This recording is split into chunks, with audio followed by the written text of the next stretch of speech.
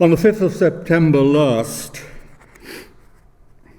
the poet laureate gave an interview to The Guardian in which she observed that the poem is the literary form of the 21st century. It's able to connect young people in a deep way to language. It's language as play. With the last four words, I'm in entire agreement. The basic fact to be understood about this strange art is that it is entirely an art of invention. And the major justification for rhyme is that it stimulates one to invent even more wildly.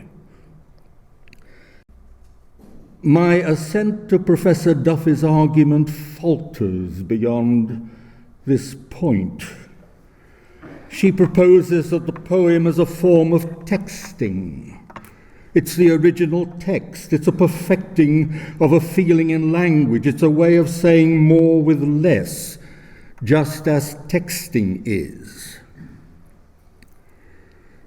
I would not agree that texting is a saying of more with less, and that it in this respect works as a poem.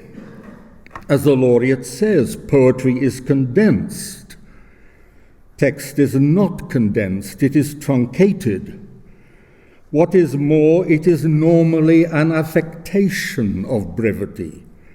To express two as two and you as you intensifies nothing. Texting is like the old ticker tape, highly dramatic and intense if it's reporting Wall Street crash or the Japanese attack on Pearl Harbor, not through any inherent virtue of the machine. Is the breaking news that runs at the foot of the screen on the BBC News channel condensed and consequently poetic? I fail to see how anyone could rationally claim that it is. The Guardian interviewer, Joanna Moorhead, quotes a poem by Professor Duffy, written in memory of her old English teacher. It's quoted as text. You sat on your desk, / swinging your legs, reading a poem by Yeats, / to the bored girls, except my heart stumbled and blushed, / as it fell in love with the words. I believe the eloquence of this might be enhanced if the third line were allowed to retain its position beneath the second. But what I really wish to say is compare and contrast the rhetoric of this poem with the rhetoric of Yeats's Among School Children, The Tower, 1928, pages 55 to 60. It seemed that our two natures blent into a sphere from youthful sympathy, or else to alter Plato's parable into the yolk and white of the one shell. Yeats has withdrawn his interest from the children and the kind old nun in a white hood with whom he began his rhymed meditation. The laureate's concern does not, so to speak, wander. Is her poem therefore superior to Yeats's for this reason, that her imaginative focus does not withdraw into the matter of her own creativity, as his does? Well, I don't think so, and I don't think that she would ever make the claim that it is ethically or imaginatively superior for being democratic rather than Platonic aristocratic, as his poem is. Those, it may be the majority of my audience, who have come in expectation of my opinions on the August riots, will already be somewhat restless.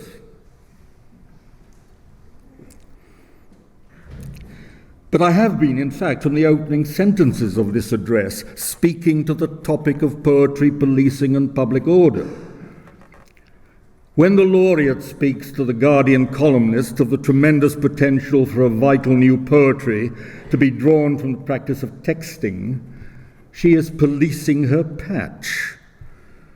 And when I beg her, with all due respect to her high office, to consider that she may be wrong, I am policing mine. What Professor Duffy desires to do, I believe, and if so, it is a most laudable ambition, is to humanize the linguistic, semantic detritus of our particular phase of oligarchical consumerism. And for the common good, she is willing to have quoted by the Guardian interviewer several lines from a poem by herself that could easily be mistaken for a first effort by one of the young people she wishes to encourage.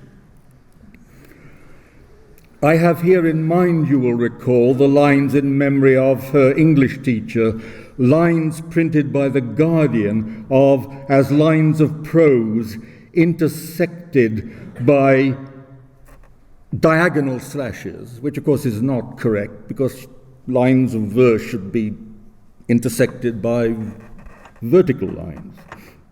You sat on your desk, slash, swinging your legs, reading a poem by Yeats, slash, to the bored girls, except my heart stumbled and blushed, slash, as it fell in love with the words. I respond to this excerpt in two ways, each radically incompatible with the other. My first response is, this is democratic English pared to its barest being, and I would not myself have the moral courage to write so. My simultaneous incompatible response is, this is not democratic English, but cast-off bits of oligarchical commodity English, such as is employed by writers for Mills and Boon, and by celebrity critics appearing on a Good Read or the Andrew Marr Show. From wrong to wrong the exasperated spirit proceeds, unless restored by that refining fire where you must move in measure like a dancer. Now you may tell me that A.E. Housman, internationally renowned as a Latin scholar, seems to have regarded the writing of a Shropshire lad as the indulgence of a hobby. And I would agree with you that there were occasions when he affected so to regard it. Now I am myself the hobbyist of a theory that we and our fellow Europeans are citizens not of democracies, but of finance oligarchies with aristocratic and democratic trimmings. In a month that has witnessed 2 elected European governments dissolved by fiat of an international finance rating agency, this does not strike me as a crazy suggestion. Last week, my local free rag in Cambridge announced the city's Winter Word Fest. I quote, "November is a terrible month for entertaining yourself at home, unless you're a fan of watching jungle-based celebrities swallowing news gonads, or aging stars attempting ill-advised high kicks in spangly ballroom outfits. Thank heavens, then, for Wordfest. The opportunity to escape from the banality of weekend telly and get your fix of intelligent and lively debate." What is so exemplary about this passage? It would not surprise me to learn that its author is a recent first-class honours graduate in English. Turns on the assumptions in the use of the word banal, the assumption that if weekend telly is banal, the November Wordfest is not. That a phrase such as "get your fix of" makes manifest a high order of intelligent response intrinsically superior to the chavish delights of weekend telly. In one of my previous lectures, I recollect, I said something to the effect that in writing poetry it was essential not to be oneself, not to be sincere, but to be inventive. I said that knowing how the cult of sincerity plays into the hands of the spivs and charlatans of our anarchical plutocracy. And I said it knowing that so to protest turns me into a parody of myself, a kind of senile Saint-Just of the Republic of Letters. Gratitude, decency, intelligence, faith, love itself, protest itself, have all been gutted and recycled in the festival-driven madness of commodity. I recently read a newspaper piece on Rory McGrath, who has written, or is in process of writing, or is contemplating writing his memoirs. He says the thing about writing comedy, which is what I've written mostly in my life, is that it's a very artificial and mechanical process. It's all about timing. Writing a book about your life is far easier because you're just writing what happened. What is noteworthy here is that McGrath could be understood as apologizing for the art of comedy. If so, he is, I think, seriously mistaken. And it might be far better for his autobiography if he were to apply the rules of comic writing to it.